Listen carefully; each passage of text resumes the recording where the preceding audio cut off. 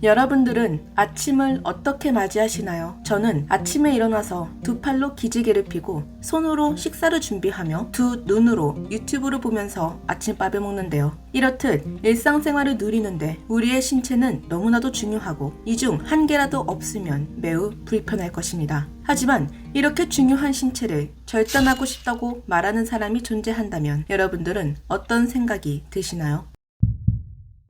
여기 주얼 쇼핑이라는 여자아이가 있습니다. 이 아이는 6살 때부터 일부러 태양을 오랫동안 쳐다봤고 무언가를 보는 것을 매우 싫어해서 늘 방에 불을 끄고 살았습니다. 10대가 돼서는 짙은색 선글라스를 쓰며 맹인용 지팡이를 짚고 다녔죠. 20살이 됐을 때 그녀는 눈을 감고 점자책을 읽을 수 있을 정도였다고 합니다. 그렇다면 그녀는 시각장애인이었던 걸까요? 모두의 예상과는 다르게 그녀는 멀쩡히 앞을 볼 수 있는 비시각장애인입니다. 그럼 주얼 쇼핑은 도대체 왜 시각장애인 흉내를 내는 것일까요? 그녀에 대해 조금만 더 알아보도록 하죠. 주얼 쇼핑이 21살이 되던 해 그녀는 자신이 맹인 흉내를 내는 것이 아닌 진짜 맹인이 되어야겠다고 생각했고 결국 자신을 맹인으로 만들어줄 심리학자를 찾아냈습니다.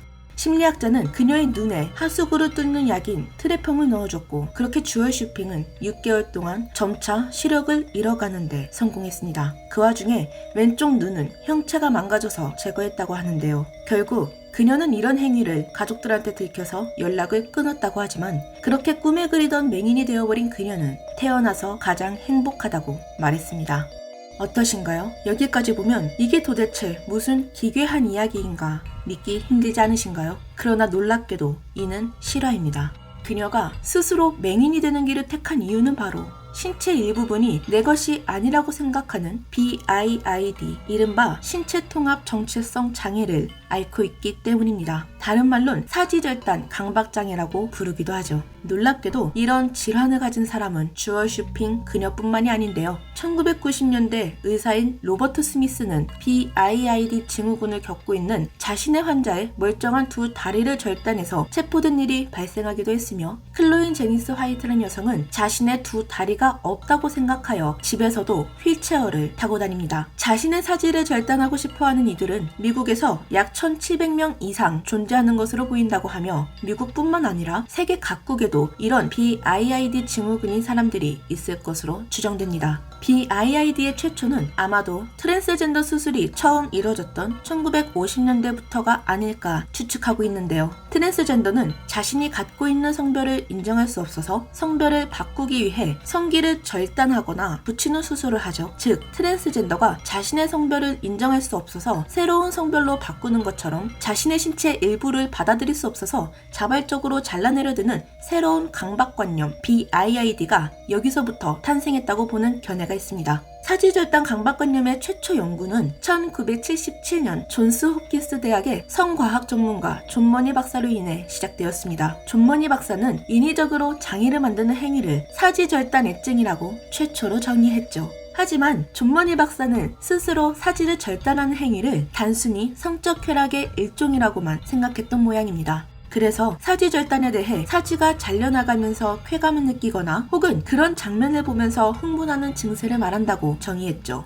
그로부터 20년 후 1997년 미국 뉴저지 잉그루드 병원의 리처드 브루노 의사는 인위적으로 장애를 만드는 것을 FDD라고 불렀고 이 증상을 세 가지로 분류했는데요. 첫째, 사지가 절단된 혹은 절단한 사람을 보면 성적 흥분을 느끼는 것. 둘째, 멀쩡한 사람이 목발이나 휠체어를 이용하며 장애인 흉내를 내는 것. 셋째, 자신의 사지를 절단하는 강한 욕구를 느끼는 증상으로 구분했습니다. 그리고 마이클 퍼스트 박사가 세 번째 항목인 자신의 사지를 절단하는 강한 욕구를 느끼는 증상에 BIID라는 명칭을 처음으로 붙이면서 본격적인 연구가 시작되었다고 하죠. 어느 날 팔과 다리가 각각 하나뿐인 남성이 퍼스트 박사를 찾아왔습니다. 남자는 자신이 직접 운전을 했고 타인의 도움 없이 퍼스트 박사를 찾아왔다고 말했는데요. 퍼스트 박사는 장애를 꿋꿋하게 딛고 일상생활을 하는 남성이 무척 대단하다고 생각했죠.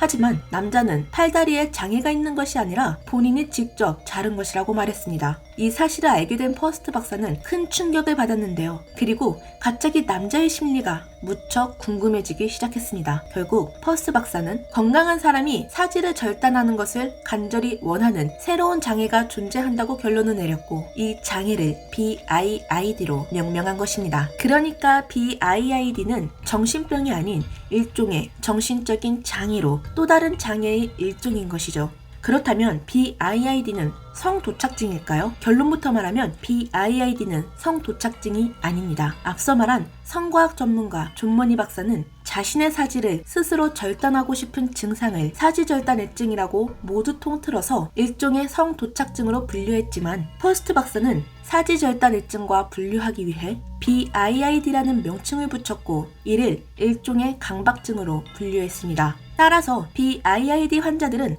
성욕 때문에 사지를 절단하는 것이 아닌 내 사지가 내 것이 아니라고 생각하기 때문에 자르는 것, 즉 자신의 사지가 멀쩡히 붙어있는 것을 견디지 못하고 잘라내야 한다고 여기는 강박증인 것이죠. 당연히 일반적인 사람들은 말도 안 된다고 생각할 것입니다. 그럼 거식증을 한번 떠올려 봅시다.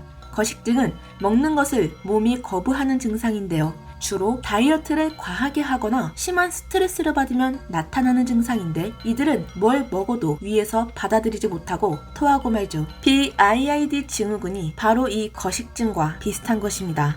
BIID 환자의 뇌는 명령체계가 일반인보다 얇다고 하는데요. 내 팔인데 난 내가 팔이 없다고 생각해 하면서 뇌가 받아들이지 못하는 것이죠. 거식증에 걸린 사람이 먹으면 토하듯이 BIID 환자들은 자신의 신체를 보면 거부 반응을 보이는 것입니다. 현재 가장 널리 받아들여지는 BIID 이론의 기원은 두뇌의 기능적 오류로서 뇌가 바디 매핑을 구성하는 도중 이 팔은 왜 있는 거지? 같이 자신의 신체를 이해하지 못해서 그 결과로 BIID가 발생하게 된다는 것이죠. 퍼스트 박사가 BIID 진단을 받은 25명의 사람과 전화 상담을 해본 결과 이들 중 9명이 이미 자신의 신체를 잘라냈고 나머지 신체도 잘라낼 것이라고 말했다고 합니다. BIID 증후군을 측은지심을 느끼거나 흥미롭게 생각하는 이들도 있겠지만 어떤 이에겐 소름 끼치거나 불쾌하게 받아들일 수 있습니다. 그럼 성형수술은 어떠신가요? 사고나 장애 때문에 수술하는 경우를 제외하고 일반적으로 성형수술은 자신의 신체 일부분이 다른 이보다 못생겼다고 생각하기 때문에 수술로 신체 일부분을 변형시키거나 혹은 떼어내고 싶어하는 사람들이 요청하는 수술입니다. 자신의 신체 일부분이 자신의 것이 아니라고 생각해서 절단하고 싶어하는 사람들이나 자신의 신체 일부분이 못생겼다고 생각해서 변형하거나 떼어내고 싶어 하는 사람들, 어떻게 보면 비슷해 보인다는 생각이 들지 않으신가요? 실제로 자신의 외모나 신체가 남들보다 못생겼다고 생각해서 수술로 변형하고 싶어하는 욕구가 큰 사람들을 BDD 증후군이라고 부르며 사지절단 강박 장애자들이란 증후군의 명칭이 생기기 전엔 이들도 BDD라고 통틀어 말하기도 했습니다. 외모 콤플렉스로 성형수술을 받는 사람이 많이 늘어난 것이나 어린 시절 안경을 쓴 학생을 보고 나도 안경을 쓰고 싶다며 일부러 텔레비전을 가까이서 봤다는 친구들을 심심찮게 찾아볼 수도 있는데요. 이를 보면 BIID 증후군이 아주 낯설지만은 않은 것 같습니다. 그렇다면 BIID는 치료할 수 있을까요? BIID 증후군이 반드시 미국에서만 일어난다는 보장은 없죠. 우리 주변에도 또는 이 영상을 보고 있는 당신조차도 BIID 증후군에 걸렸을 수 있습니다. 앞서 말씀드렸듯이 BIID 환자들의 뇌가 일반인과 다르다는 것은 이미 밝혀진 사실입니다. 하지만 정확한 치료법이 존재하지 않는다는 것도 현실이죠. 오히려 그들은 사지를 절단했을 때 우울함이 사라지고 더욱 활력을 찾는데요. 마이클 퍼스트 박사는 BIID 증후군인 환자를 치료하기 위해 반응 방지나 사고 중지를 포함한 여러 가지 요법들을 써봤지만 효과가 없었다고 말했습니다. 따라서 현재로서는 실제 팔다리를 잘라내는 것 이외에 사지절단 강박장애 환자들의 욕구를 충족할 방법은 없다는 것이 그의 견해입니다. 이와 비슷한 실제 사례를 소개해드리겠습니다. BBC 런던에 소개된 23세 영국인 여성 엘레나 스톤은 사지절단 강박장애를 앓은 끝에 이를 부모님과 함께 공유하고 해결책을 찾았는데요. 그 해결책이 바로 오른쪽 다리를 절단하기로 결정한 것이죠. 엘레나 스톤의 부모님 역시 그녀의 결정에 동의했습니다. 엘레나 스톤은 다리를 절단한 뒤에도 일상생활에 무리 없이 전보다 더 활력을 찾았다고 합니다. 아직까지 BIID 환자를 또 다른 장애로 볼 것인지 아니면 그저 정신병 중 하나로 볼 것인지 의견이 분분합니다. 특히 팔이나 다리같이 특정 부위의 신체가 없이 태어난 장애인들은 이들의 행보에 매우 분개해하죠. 마치 BIID 환자들이 장애인을 동경해서 자신들을 따라하는 것 같다고 말입니다. 퍼스트 박사의 주장처럼 BIID 역시 장애의 일종으로 받아들여야 할까요? 아니면 단순히 정신병으로 진단 내려야 할까요?